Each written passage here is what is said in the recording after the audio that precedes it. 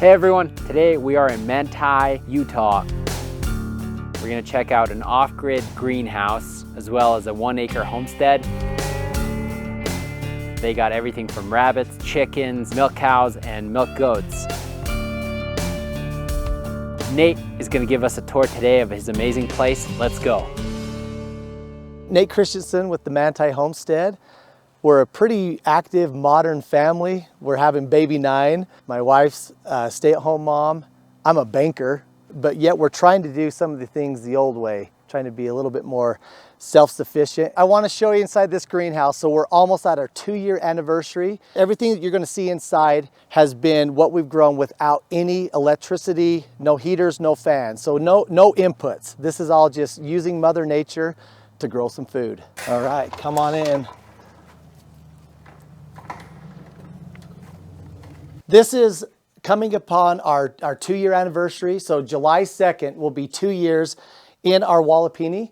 This is a unique design that we came up with because we really wanted to force a design that would allow an off-grid solution to grow food. So what you see here is 2 years without any electricity, without any fans. So we've got some really cool plants like passion fruit, and we're growing lemons and bananas in Utah, where normally we don't have any of that kind of stuff. Our grow season here is horrible. And that was some of the impulse to do this, is how can we grow more food and be more sustainable year round and get us, the kind of nutrition that we need. Baby number 9 is coming. And so this is a way to get my family to work. And it's also a way for us to be a little bit more self-sufficient. This was a lot of money and this was a lot of effort, but it's also worth it. That's what I'm for. That's why I'm a husband and a father. I've got to do stuff like this to think long term. How can I truly help my family in times of need? Enough of that talk. Let's look at some of the fun stuff. Something that's been kind of fun: peppers, cabbage, broccoli, cauliflower. We've been eating those year round. In fact, the peppers, don't look at my plant right now because we haven't picked the poor thing. They're all just coming back into blossom. We've had those all season, so we've had access to peppers the full time around, which is kind of fun. So what's this down here?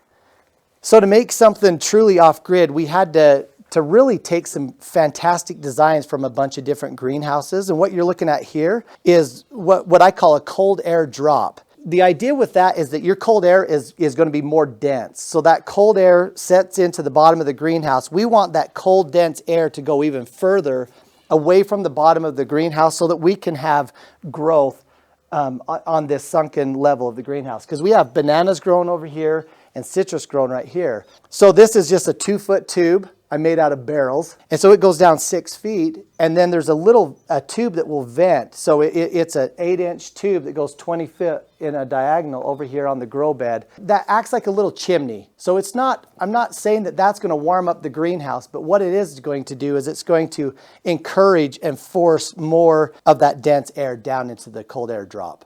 So I did a video it's my construction video number 2, I believe, where I showed how I did this. And I threw a smoke bomb in here in the wintertime. So the smoke from that smoke bomb, it actually doesn't come up here. It actually vents out that way, basically showing the process of the air, the cold air going down and then venting up. A greenhouse is nothing but contradictions. We have to have a wall of glazing to let sunlight in so the plants can grow. Well, but this is going to be an R3. So then you have to combat that with just an over-excess, an overcompensation of insulation.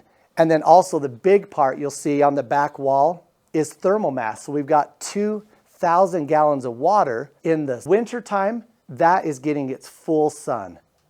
And so that thermal mass has to collect heat during the winter days. And then the insulation has to hold that heat in, because we know so much of the heat is going to be lost out of the necessary glazing. So again, it's just like this big science experiment, this big contradiction, this big fight. If you do it right, if you find the balance, you can have something that can grow even in Utah, even in the snow.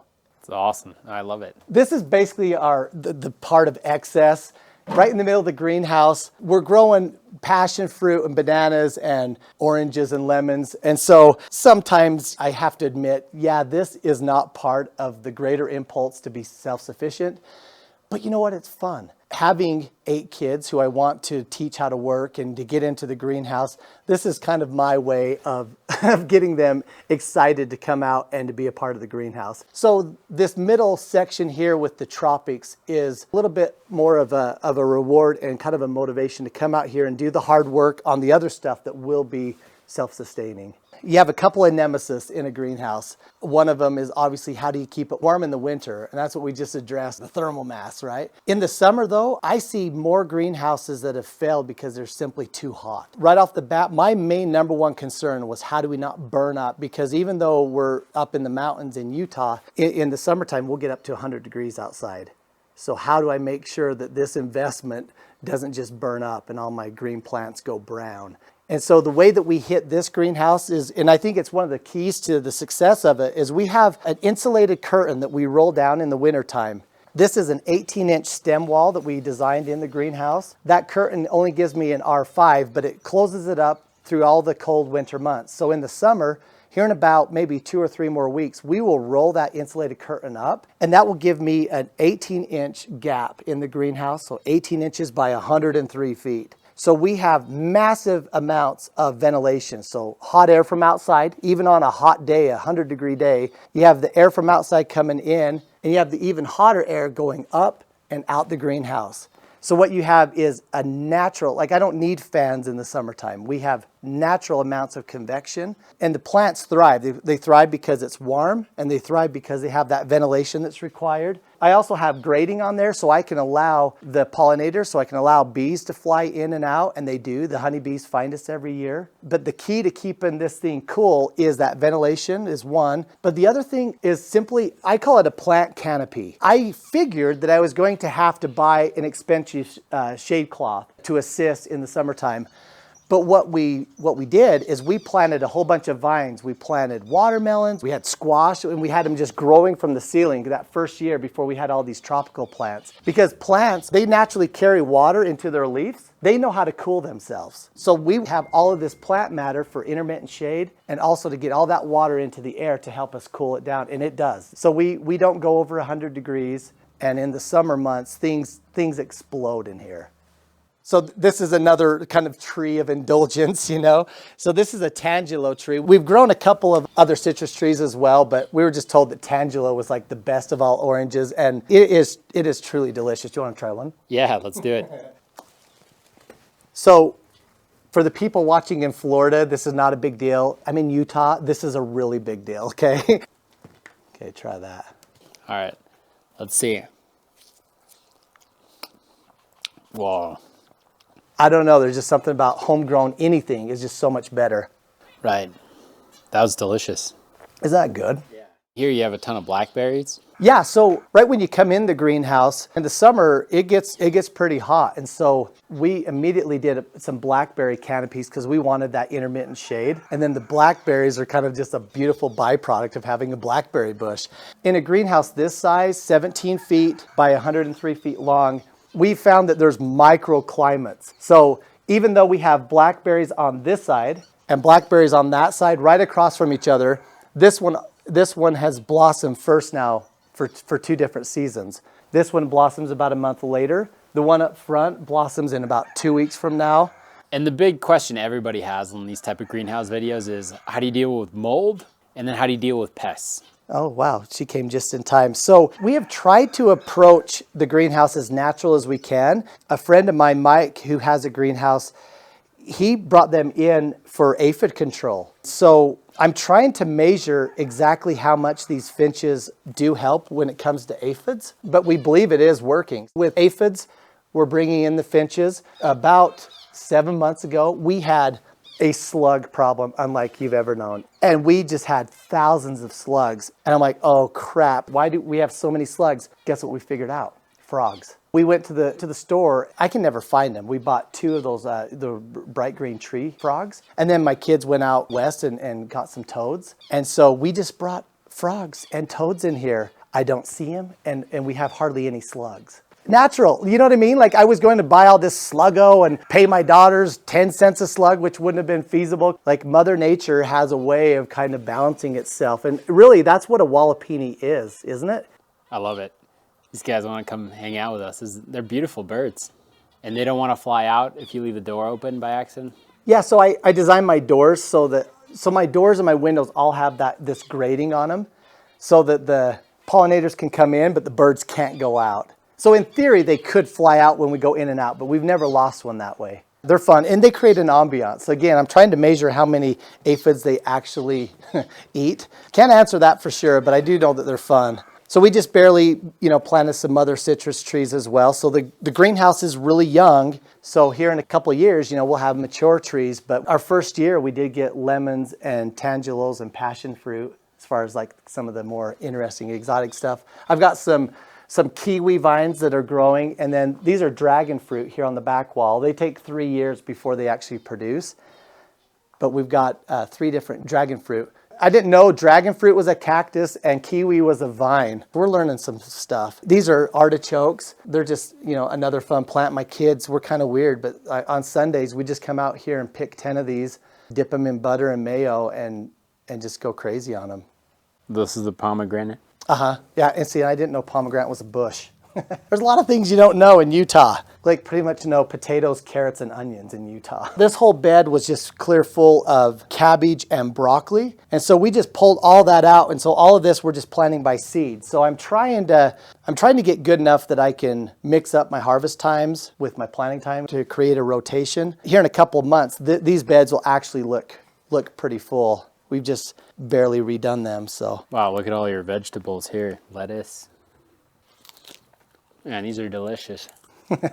So the one thing that we're trying to do, we noticed early on that we were having a hard time getting cilantro and celery to grow from seed. So that was at the time when we were having the slug infestation. And what we've been trying to do as a result of that is we're like, okay, I love buying seeds, but even better would be to collect seeds. But even better than that is we've just been letting certain places go to seed. So right here you see we have an old cilantro plant that's just going to seed, and we can do a lot more. We can just put more plants out to rot. Let Mother Nature do its thing. It wants to multiply and replenish, This is my luck. So when we decided to break ground 2 years ago, we went right immediately into the 2021 supply chain issues.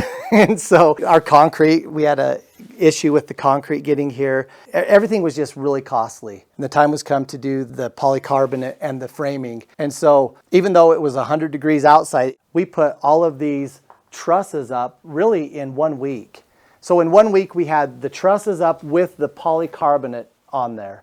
And that was just hugely rewarding. So then we turned to the next phase, which was just simply putting on like a metal roof. So the back side of the greenhouse is just simply a metal roof. I've got some 4-inch purlins going across, to give support to the metal above it. And then we hired a company to come and do the spray foam. When they were in here, the temperature at the peak was 140 degrees. I mean, that kid had to be in a full respirator outfit anyway. And I mean, when he took his mask off, he was just sweating. I thought he was gonna just faint. So once that metal was up there, we just sprayed that spray foam because it is closed cell, so it's not gonna have the risk of the mildew and everything else. And it's done really well. And so you just ran electrical here just for lighting? The part of me that wants to be self-sufficient and to provide for my family, it's all about redundancies. Well, what if this doesn't work? See, because when I built this, I didn't know it was going to work.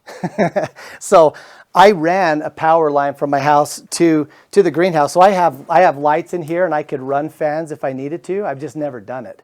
Literally, I've never plugged into that. So the other thing that you'll notice is I did put a propane line in here. So let's say that we had some kind of issue and we didn't have light for a month. I just wanted a redundancy. So my redundancy there is I have a propane line and I could put propane heaters in here if for some reason I didn't have enough input to warm up the greenhouse. So this last winter, those propane heaters, they remained in the garage. Like, we didn't even bring them out here. This is a design that has worked so far for 2 winters, 1.5 summers, without electricity, without any inputs, without any fans. This is what it does in worst case scenario.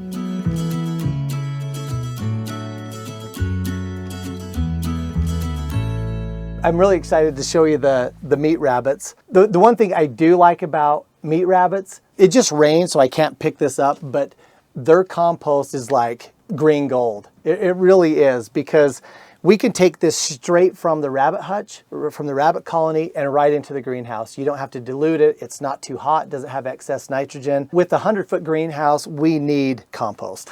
So it's almost worth doing the meat rabbits for the compost. The other thing I like about meat rabbits, this variety here is New Zealand. I've tried other meat rabbits like Champagne, but these ones, the meat really is fantastic. So if you have a little bit of space, which we don't have a lot of space here, we have 7 moms and now we have about 35 babies, and we're not even to like the peak breeding time. The amount of feed to the amount of protein ratio, like meat rabbits are literally amongst the best, the most efficient animal out there for a backyard source of protein. They're fun, they're cute. My kids actually don't really consider these guys pets, and so that's good. It tastes as good as chicken, maybe a little bit better in my opinion, but I know exactly what they've been fed. I know that it's safe for my family. So I've always wanted to even have just a small colony that I could ramp up. So if things went into scarcity, or if I became even further concerned with food supply, so the availability as well, just as well as the food quality, I can ramp these up very quickly. I love that. My colony is unique because we have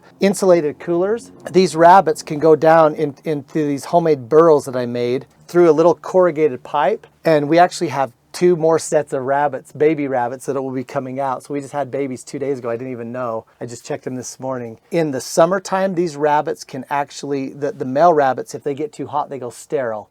So having these underground homemade burrows will let me control the burrow system. I don't want the, I tried letting them burrow naturally, but they kept on collapsing their burrows. This is more controlled. I think it's more efficient. The coolers give them insulation in the ground, and the result is we got a lot of production. They breed like bunnies. Okay, so this is outside of our rabbit colony.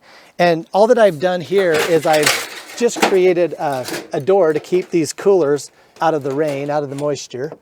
And then in here, I have just regular, what are these, 16-gallon coolers that I got from Walmart. If you can find them at a thrift store, even better. Right here, I just have a 6-inch corrugated tube. That's their tunnel. So it simulates a natural rabbit tunnel, but again, I'm not going to have dirt collapsing on them. The individual mommies come down here. See all this fur?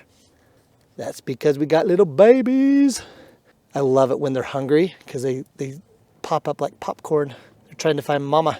So these are only a couple of days old, and the mom will naturally come in here when it gets hotter. You'll come in and they'll be uncovered. Right now it's just a little bit cold, so she's come in and take care of them, and our coolers are just helping simulate an environment where a mom would normally dig under the ground and have her babies. That's all that this is doing, is recreating that in a safe environment. Look at the baby goats over here. Can you see those?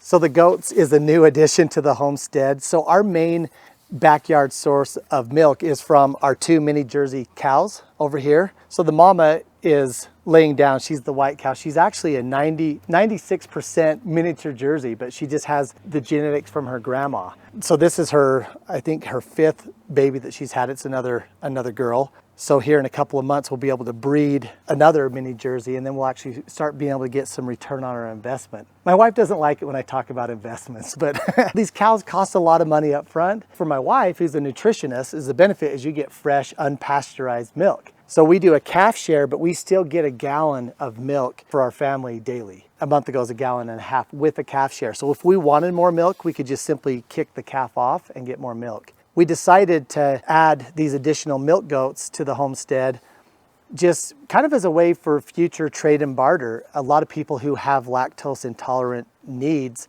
they can actually have goat milk, or they can have A2 milk from Jerseys. And so we can trade and barter if we wanted to, but again, this is a backyard supply of milk. We know exactly what these animals have been fed, and we can control the quality, which I think is becoming more and more of a concern. How do we make sure we have a supply chain, and how do we make sure that that supply chain is actually truly safe and good for our families? This is Shasta. She's born in October. She'll be ready to breed here in a couple of months. And then Mama will give birth, I think, in October as well. So we'll have another baby And depending on, we obviously want a heifer, they're worth more money, because we're only going to keep 2, but we're going to breed these 2 so we can sell babies. We want to have 2 milk cows so we can actually alternate, because you do, after a while, you do want to dry the mom up and get her pregnant again so that you can refresh all those hormones so you can get that, prime optimal milk production. But Jerseys are known for, they're known for their butter content. They're just, my wife could tell you a little bit better as far as that, but she makes yogurts and we make homemade ice cream all the time.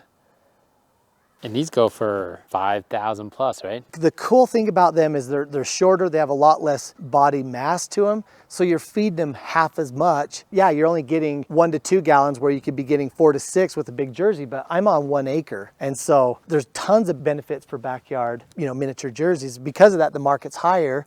So yeah, I had to pay a little bit for Mama, but we already have sold her bull and pretty much broke even. Well, I was so excited for a heifer. I'm like, oh my gosh, that's like probably $6 grand, but it's not because it's 0, because Becca wants to keep her. but when we have the next baby, then that's when we can start getting some money and maybe paying a little bit for the hobby. If the hobby can sustain itself, that's always better. But the main reason from a self-sufficiency standpoint is that I've got pure backyard milk access for my family. We drink a lot of milk. And how do you get them pregnant? So we're kind of lucky because there's a couple of smaller mini Jersey herds here. So when we sold her bull, we actually sold him back to a gentleman. So we sold it for a certain amount of money with 1 guaranteed live breeding. So we'll actually go take her to a bull here in town. But you can also, there's different people that have artificial straws, so you can have a vet come in and artificially impregnate them as well. It's just way more effective if you can do it naturally. It just takes. It's a lot more effective. So we feel lucky because we don't have the space for the bull and we don't want to have the feed. So if we have to spend $500 to go get her bred, then that's a lot of time and feed that we don't have to expend because we have people locally with bulls. Hope you guys enjoyed today's tour. Don't forget to like and give the thumbs up. I'll put a link down below for Nate's YouTube channel so you can see how he built these greenhouses. He's got great construction videos as well as planting and just talking more about his designs and his urban homestead.